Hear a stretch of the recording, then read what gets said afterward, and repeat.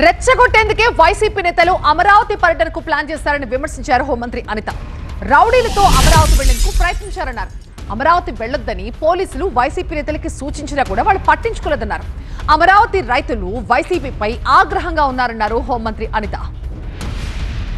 Parliament లో కూడా అమరావతి రాజధానిగా మనం అక్కడ ఆ రోజు కూడా మనం ఒక చట్టం తీసుకొచ్చుకున్నాం. అలాంటి అమరావతిని వద్దు వద్దు అని నిన్నటి వరకు 3 రాజధానులని, తర్వాత నిన్నేమో మావిగనని ఇలాంటివన్నీ చెప్పి అమరావతి రైతులను ఏదో పరిరక్షించేస్తామని చెప్పేసి వెళ్తూ ఉంటే ఎవరికైనా కడుపు మండుతుంది. ఎందుకంటే ఇంతకుముందు నాశనం చేసిన వాళ్ళు మళ్ళీ వస్తున్నారు అనేసరికి చాలా రైతులు ఇబ్బంది పడతారు. అఫ్కోర్స్ వెళ్ళేది కూడా రౌడీలతో వెళ్ళిన దాఖలాలు కూడా చాలా క్లియర్గా రౌడీ షీటర్స్తోని రౌడీలతోని వాళ్ళందరూ కూడా అక్కడికి వెళ్ళే సందర్భం కూడా వీడియోస్ కూడా చాలా క్లియర్గా ఉన్నాయి. వైఎస్ఆర్సీపీ వాళ్ళు గొడ్లపాటి వాళ్ళు ఎలా వెళ్ళారు అందరికీ కూడా చూశారు.